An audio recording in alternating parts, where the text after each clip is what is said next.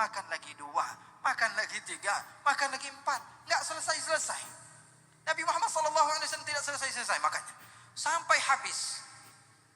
Kemudian yang memberi tersebut mengatakan kepada Rasulullah, bagaimana rasanya ya Rasulullah? Rasulullah tersenyum kepada orang tersebut. Dia pun pergi, senang. Hadiahnya diambil oleh Rasulullah, dimakan sama Rasulullah SAW. Maka sahabat bingung, ya Rasulullah, engkau ini selalunya ya Rasulullah, kalau ada makanan, berbagi kepada kami ya Rasulullah. Kenapa ini anggur kamu makan 1, makan 2, sampai habis kamu makan sendirian? Apa kata Rasulullah? Rasanya asam, kata Rasulullah. Apa? Rasanya asam. Kalau saya bagi kamu 1 persatu, nanti semua wajah kalian berubah, kasihan yang ngasih. Rasulullah SAW jaga perasaan orang yang ngasih. Nabi Muhammad SAW begitu pintar menjaga perasaan seseorang. Oleh karena itu dicontoh oleh para tabi'in, para tabi'in, sampai kepada ulama-ulama kita. Di antaranya Al-Imam Al-Haddad. Al-Imam Al-Haddad menjaga perasaan orang lain. Pernah suatu waktu mau datang masa musim kurban.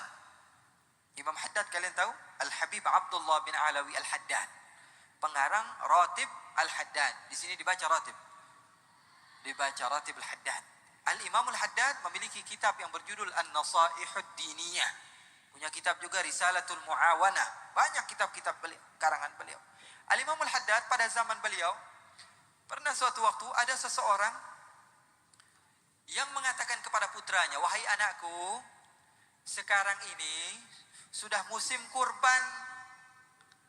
Ayah mau motong kurban. Ini kampaknya sudah siap. Kamu pergi ke suk, pergi ke pasar, dan kamu datang ke Haddad. Haddad itu apa? Tukang besi. Asah ini kampak supaya saya motongnya enak. Datang ke mana? Haddad. Haddad di dalam bahasa Arab artinya apa? Tukang besi. Maka anak kecil ini polos. Diambil kampak tersebut, dibawa ke Al-Imamul Haddad. Bukan dibawa ke tukang besi, tapi dibawa ke Al-Hawi, tempat Al-Imamul Haddad mengajar. Duduk dia sebentar. Imam Haddad masih mengajar. Selepas mengajar, ini anak kecil mendekat kepada Imam Al-Haddad. Wahai anakku, apa yang kau inginkan? Dia katakan, Imam Haddad, ini ayah saya menyuruh saya untuk memberikan kampak ini kepada kamu. Oh, untuk apa, kata Imam Haddad? Tolong diasah karena besok dia mau motong kurban.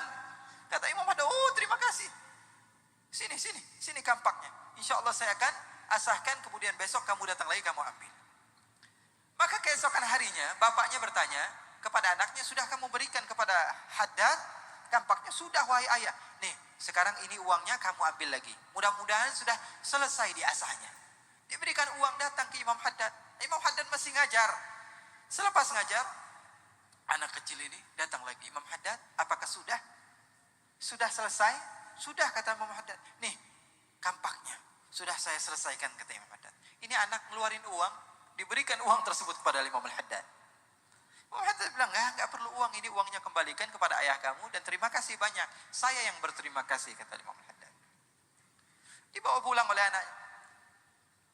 Bilang ke ayahnya, ayah ini kampaknya sudah selesai dan ini uangnya. Loh, hebat banget tukang besi tidak mau menerima uang. Memangnya kamu bawa ke pasar yang mana? Dia bilang, saya bawa ke Al-Imam Al-Haddad. Inna lillahi wa inna ilaihi rajiun. Bayangkan, ulama yang memiliki majlis yang didatangi oleh seluruh orang yang ada di dunia pada masa itu. Dari Maghrib belajar sama dia, dari Syam belajar dari dia, dari mana-mana tempat belajar kepada Al-Imam Al-Haddad. Disuruh ngasah. Ini orang Tarim bingung, ya Allah, kiai besar di kampung saya disuruh ngasah. Ini gimana ini? Bingung di akhir. Apa yang beliau lakukan?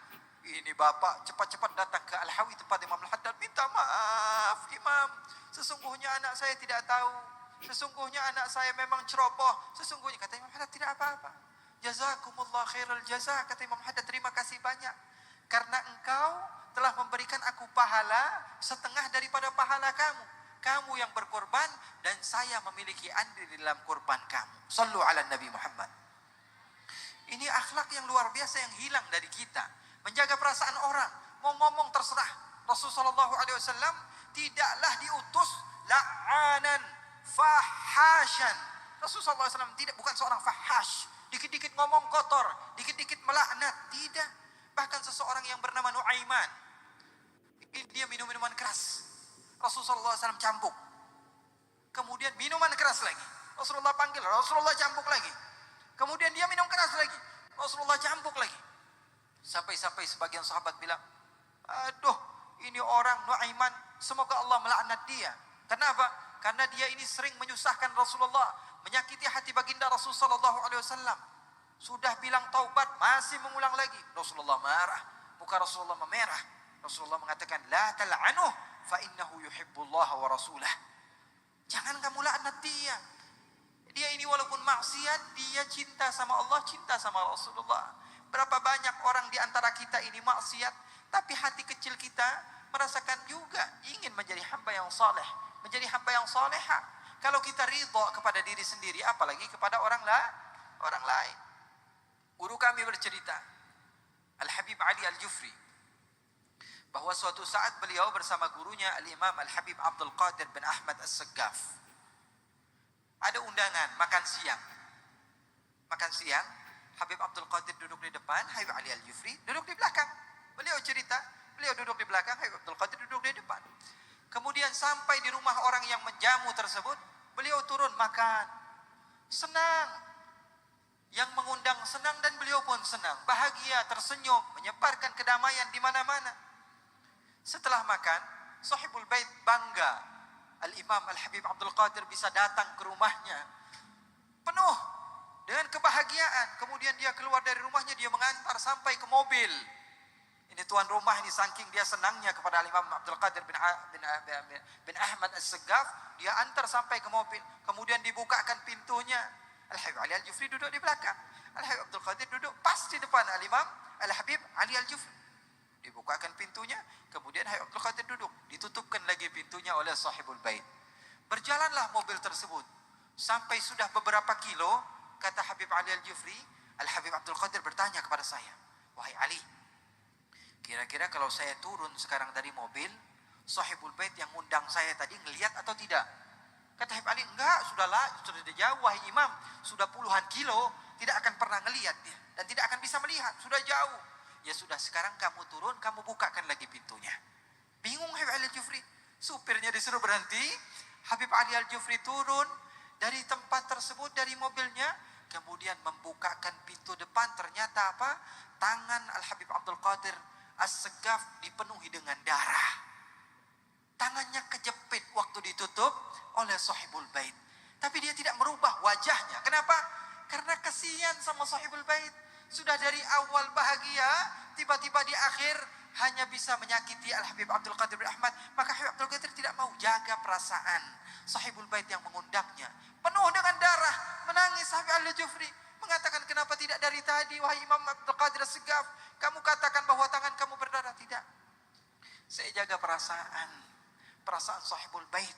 Oleh karena itu, inilah yang diajarkan oleh Allah, oleh baginda Rasul sallallahu alaihi wasallam. Nabi Muhammad gak gampang marah. Ini Nuaiman tadi yang kita ceritakan. Ini orangnya aneh juga ini Nuaiman. Bukan bikin-bikin ceritanya. Boleh baca kitab Al-Bidayah wan Nihayah. Banyak cerita tentang sahabat Nuaiman. Dikisahkan bahwa Nuaiman ini pernah diajak oleh Sayyiduna Abu Bakar As-Siddiq untuk berdagang. Ini Nuaiman orangnya aneh. Rasulullah sallallahu alaihi wasallam bahkan sering diberikan hadiah olehnya. Baju yang baru, makanan yang enak, tapi setelah diberikan hadiahnya Rasulullah disuruh bayar sendiri. Dia bilang, "Loh, kamu ini ngasih hadiah tapi kok suruh saya yang bayar?" "Iya ya Rasulullah, saya pengen ngasih cuman enggak punya dananya ya Rasulullah. Enggak punya duit, tapi saya pengen ngasih." Ini Nuaiman ini orang aneh. Rasulullah tidak cepat marah kepadanya. Bahkan Rasulullah sallallahu alaihi wasallam banyak memuji Nuaiman. Sayyidina Abu Bakar izin kepada Rasulullah, "Ya Rasulullah, saya mau bawa Nuaiman ini ke Syam untuk berdagang di sana." Kata Rasulullah, "Silahkan." Dibawa oleh Sayyidina Abu Bakar Nuaiman bersama satu lagi namanya Suwaibit ibn Harmalah. Siapa namanya? Suwaibit ibn Harmalah. Ini dua orang. Suwaibit beda orangnya. Orangnya polos banget. Disuruh maju dia maju, disuruh mundur dia mundur, disuruh ke kanan dia ke kanan, disuruh ke kiri dia kiri. Kalau Nuaiman beda, disuruh kanan dia ke kiri, disuruh ke kiri dia ke kanan. Nuaiman orang yang aneh, sahabat Nabi. Jadi kalau misalnya sahabat sedang berkumpul dan terlihat Rasulullah SAW sedang murung, sedang sedih, Nuaiman datang, Nuaiman belum berbicara, Rasulullah sudah tertawa. Ngelihat wajahnya aja Rasulullah SAW sudah tertawa. Maka diajaklah oleh Sayyidina Abu Bakar untuk berdagang, karena Sayyidina Abu Bakar ini banyak uangnya, senantiasa berdagang dan membawa orang-orang untuk berdagang bersamanya. Nuaiman dan Suwaibid ikut ke Syam. Suwaibid karena dia adalah orang yang polos dan orang yang amanah, diperintahkan oleh Sayyidina Abu Bakar untuk menjaga makanan. Sebagian lagi disuruh untuk berdagang, sebagian lagi disuruh untuk memegang barang-barang yang dimiliki oleh Sayyidina Abu Bakar. Nuaiman disuruh apa? Terserah mau ngapain. Nuaiman orang yang beda, mau ngapain saja kamu terserah, kata Sayyidina Abu Bakar. Maka sesampainya di Syam, di Damaskus, di Syria, Sayyidina Abu Bakar pergi ke pasar. Suwaibid menjaga makanan. Nuaiman bikin masalah.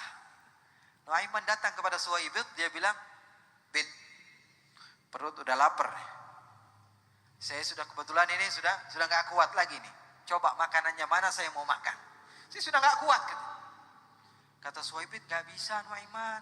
Perintah Sayyidina Abu Bakar setelah zuhur kita baru makan. Setelah kafilah semuanya datang berkumpul kita baru makan. Sekarang baru jam 10. Kamu sudah mau makan duluan." Kata Nuaiman, "Nggak bisa dong. Perut saya sudah lapar. Kalau saya nunggu Abu Bakar mungkin saya sudah mati kelaparan." Kata Suwaibid, "Nggak bisa. Ini polos orangnya. Jaga amanah. Nggak bisa. Pokoknya saya nggak mau memberikan kamu makanan." Kata Nuaiman, "Kamu berani sama saya? Kamu yakin tidak mau memberikan makanan? Tolonglah Nuaiman, minta maaf ini Suwaibid. Tolong dong. Jaga. Jangan kamu kotori amanah saya. Tolong." Karena dia takut, dia tahu. Jangankan Suwaibid, jangankan Sayyidina Abu Bakar, Rasulullah aja diajak main sama dia. Maka Suwaibid sudah takut ini. Goyang dia. Kasih makanan, dimarahin Sayyidina Abu Bakar. Nggak dikasih makanan, ini Nuaiman pasti bikin masalah. Dia bilang, "Tolong Nuaiman, tolong." Kata Nuaiman, "Enggak. Kalau kamu nggak memberikan saya makanan, saya akan bikin masalah sama kamu." Dia bilang, "Ya sudah. Saya jaga amanah. Saya nggak mau kasih makanan sama kamu. Sampai Abu Bakar datang." "Oh begitu," kata Nuaiman. Iya. Nuaiman pergi. Ditinggalkan Suwaibid. Apa yang dia lakukan? Dia pergi ke pasar. Dia cari tempat-tempat penjualan hamba sahaya, budak. Dia tanya, "Ini budak harganya berapa?" "Oh ini harganya 300, yang ini berapa?" "Yang ini 400. Dia pindah lagi ke toko yang lain. "Ini hamba sahaya budak harganya berapa?" 200. "Yang ini berapa?" 300. "Oh mahal-mahal ya?" "Iya," katanya, "memang harganya di sini sekitar begitu. Saya punya hamba sahaya. Harganya cuma 100 dirham. Kamu mau atau tidak?" "Saya punya hamba saya, harganya 100 dirham. Kamu?" "Oh 100 dirham. Mau. Tapi dia punya aib." "Aibnya apa?" "Aibnya kalau kita tangkap dia bilang saya orang merdeka." Kata Nuaiman. "Kalau kita pegang dia akan bilang, wah saya orang merdeka." "Oh saya nggak perlu," kata-kata yang mau beli, "saya nggak perlu dengan bacotnya, dengan ucapannya. Karena saya perlu apa? Kerjaannya. Dia mau ngomong apa terserah. Yang penting dia bisa bekerja." "Ya sudah, deal." Kata Nuaiman, "Ayo sini mana uangnya?" Dia ambil uangnya 100 dirham, dia kantongi. Uang yang cukup banyak. Kemudian dibawalah oleh Nuaiman kepada Suwaibid. "Itu tuh hamba sahaya saya yang lagi berdiri." Ditangkap oleh orang-orang ini. "Wah, kenapa saya ditangkap? Saya adalah orang yang bebas. Saya bukan budak, saya bukan hamba sahaya." Kata yang nangkap, "Kami udah tahu ini aib kamu." Maka dibawalah Suwaibid. Nuaiman bilang, "Tuh kan, bikin masalah sama saya sih. Sekarang kamu jadi barang dagangan." Katanya, pergi Suwaibid, dibawa, nangis Suwaibid. Nuaiman sudah belanja, dibelikan baju, dibelikan makanan, dibelikan segala macam. Sayyidina Abu Bakar pulang. Dicari mana Suwaibid, kita pengen makan. Dicari-cari tidak jumpa. Maka melihat ada Nuaiman. "Nuaiman, kamu lihat Suwaibid atau tidak?" "Oh Suwaibid sudah saya jual wahai Abu Bakar." Berani dia sama Sayyidina Sayyidina Abu Bakar, "Apa yang berlaku?" "Soalnya pelit dia, saya minta makan duluan nggak dikasih." "Terus di mana kamu jual?" "Di pasar." Ayo temani saya ke pasar." Ditemenin sama Nuaiman. Sesampainya di pasar, dilihat benar ada Suwaibid. Wahai fulan yang membeli Suhaibit, saya mau beli kamu. Membeli apa? Ini Suhaibit lagi katanya. Boleh, tapi dengan harga 2 kali lipat, 200 dirham. Ya sudah, diberikan oleh Sayyidina Abu Bakar. Terlanjur kaya, duitnya banyak Sayyidina Abu Bakar. Diberikan 200 dirham, dibawa lagi Suhaibit. Pulang ke kota Madinah, diceritakan kepada Rasul sallallahu alaihi wasallam, fadhahikan nabiyyu hatta badat nawajiduhu, kata sahabat. Maka Nabi Muhammad tertawa ketika mendengar cerita yang berlaku tentang Nuaiman dan Suhaibah bin Harmalah. Bahkan perawi mengatakan 1 tahun Rasulullah SAW tidak terlepas dari cerita ini dan tertawa.